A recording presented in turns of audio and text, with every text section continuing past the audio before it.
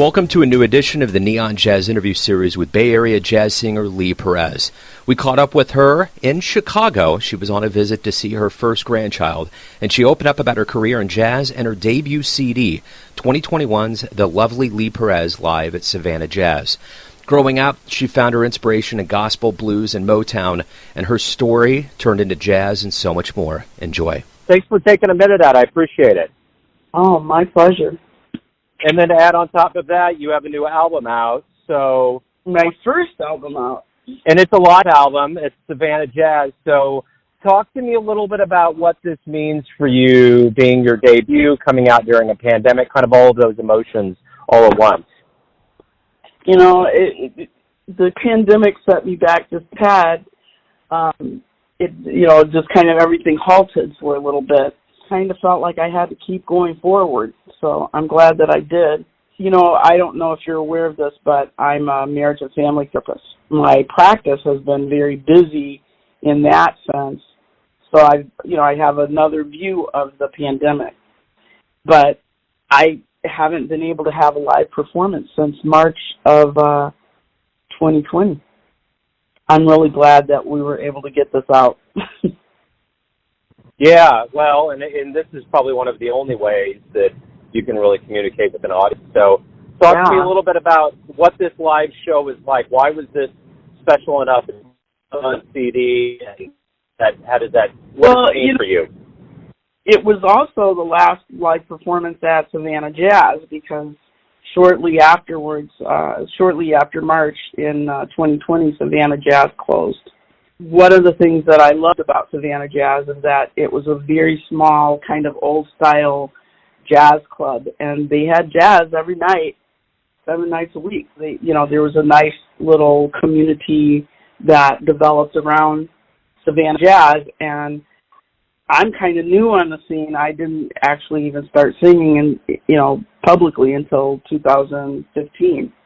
They embraced me, and I had a following there, and so it was really special to be able to do it there. Yeah, that is a great story. So your roots are gospel, blues, and Motown growing up. Talk to me about where you grew up and kind of how music became the life that how did that lead to a debut CD?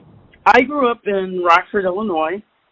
I lived there until I was 13. My grandmother was a minister, so I grew up, in the church, and I also, at our house, only gospel played on Sunday. I also lived in a multi-generational house, so I had the music from my mother, I had the music from my grandmother, and then I have older sisters that are 20 years older than me, so I had their music too. I was really surprised when I first started singing jazz at how many songs I knew just from the various types of music that was played in my house. I thought I was going to be an opera singer. I sang in high school and junior high school, but when I got to college, my family told me I had to get a real job. And so I became a therapist. And I stopped singing until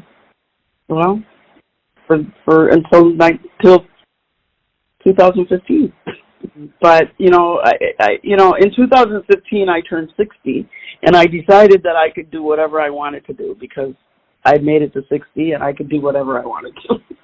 Back to singing. And I really hope that going back and doing this and being welcomed into the music community in the Bay Area will inspire other people who kind of put their dreams on hold and went and did what they had to do to go back to what they love to do. Maybe this is a very unique time to have a debut album coming out and, just start back up since everything is kind of awakening right now. Yeah. Yeah, and I hope to do more. Slowly I'm seeing, right now I'm in Chicago. I don't have a lot of contacts in Chicago because I haven't been here since I was 13. But now that my daughter and her family are here, I'm going to be back in the Midwest a lot more frequently. So as things open up, I hope to develop more contacts here in the Midwest. Things are beginning to open up in California, so I'll be going back there in July, and I have a gig there at the end of July. So it's going to come back. Yeah, I think for sure. people are missing live music. Yeah, they certainly are. So what was the first live show that you saw, live jazz, that really inspired you and made you think, man, that's something I'd love to do? I was at a restaurant, and they had a bar, and there was a woman singing, just her and a pianist. I said, that looks like a fun thing to do. I had just had my daughter, and I said, I'm going to start working on my retirement job now. And so that was one of the pivotal points. I distinctly remember, my husband and I going out for dinner that night and watching this woman sing and realizing that I knew some of those songs. But I never really thought of myself as a jazz singer. I thought of myself more as a contemporary singer, since high school, I'd mostly just sung at weddings and funerals. When I took a class through the California Jazz Conservatory, and I actually started working with another pianist, and I realized I knew over 100 songs that I didn't even realize that I knew. Wow. Just from watching TV and like I said, listening to the various generations of music in my home. My mom, her music was from the 20s and 30s. My mom's oldest sister sang in black vaudeville. My older sisters, their music was from the 50s, 40s and 50s. I heard their music a lot too, and I just knew a lot of songs. I've always sung, I've always been able to, I've always had a voice. But the other part, when I went into therapy and started singing, my emphasis in therapy is working with adults who were molested as children. And music was one of the ways that I would encourage people to reclaim their voice. My other emphasis was on adults who are adult children of alcoholics. And one of the things in working with that population is a lot of what they've grown up with is that they can't tell anybody.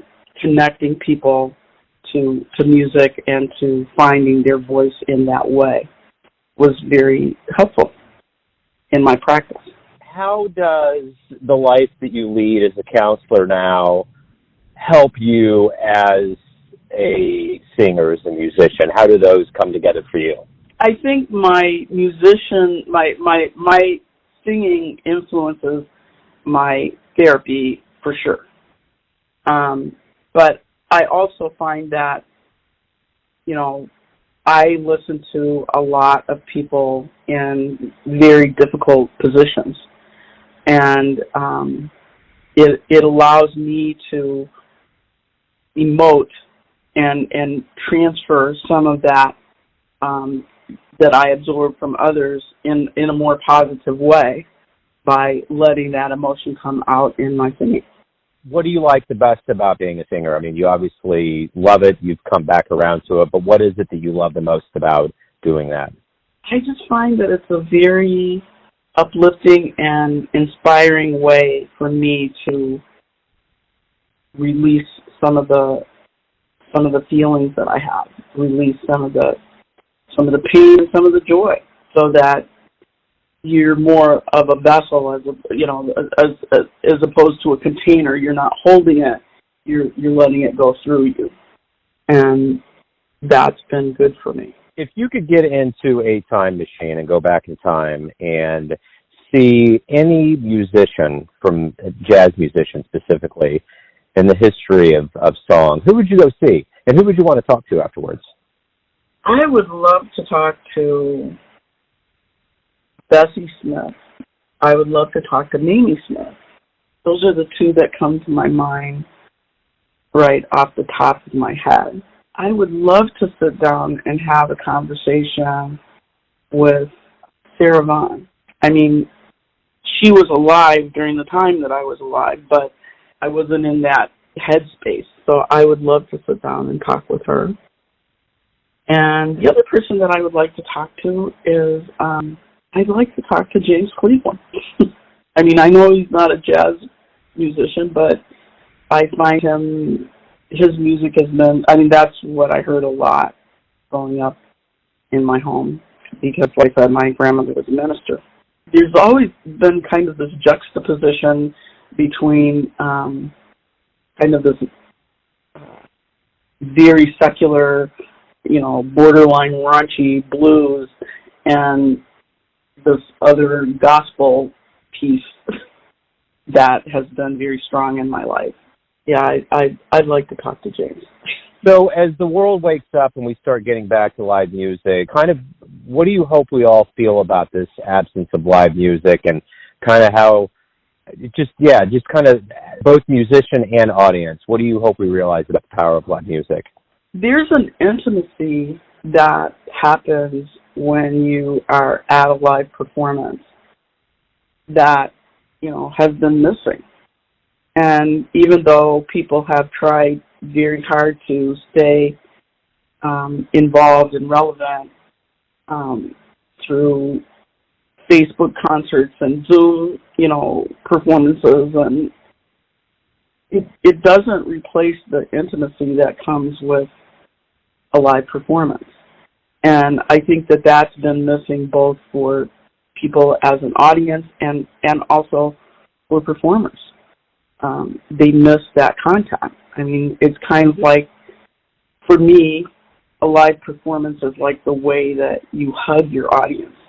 And that's been one of the things that people have really been profoundly missing, is just the ability to be with their family, to hug them, through their joys and through their pains. Intimacy is what we've been longing for. So everyone has a perception of who you are, your family, your friends, your fans, but you're the only one that's living your life. Who do you think you are? That's funny. I have a lot of titles. I have a lot of roles that I play. I'm chuckling because my sister gave me a shirt and it said, wife as of 1989, mother as of 1988, grandmother as of 1980, as of 2019. I've been in private practice as a therapist for 30 years. Prior to that, I've worked inpatient psychiatry. I've worked in the jail. I've worked in chemical dependency. I've done a variety of things. My goal in whatever I do is to be authentic, to be my authentic self, which is, just as honest and straightforward as I can be. Beautiful. It's a great way to wrap everything up. Thank you for taking a minute out for Neon Jazz today. Good luck with the album and the return to the stage. Thank you, thank you, thank you. I hope you will play it and enjoy it. Thanks for listening and tuning in to another Neon Jazz interview, where we give you a bit of insight into the finest singers in the Bay Area, Chicago, Kansas City, and spots all over the world, giving fans all that jazz. And thanks to Lee Perez for her time, music, and story. If you want to hear more interviews, go to Famous Interviews with Joe Domino on the iTunes Store. Visit neonjazz at youtube.com, and for everything Neon Jazz all the time, go to the neonjazz.blogspot.com. Until next time, enjoy the jazz, my friends. It ain't nothing but the blues.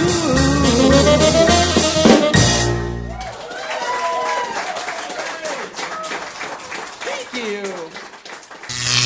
you. Neon Jazz.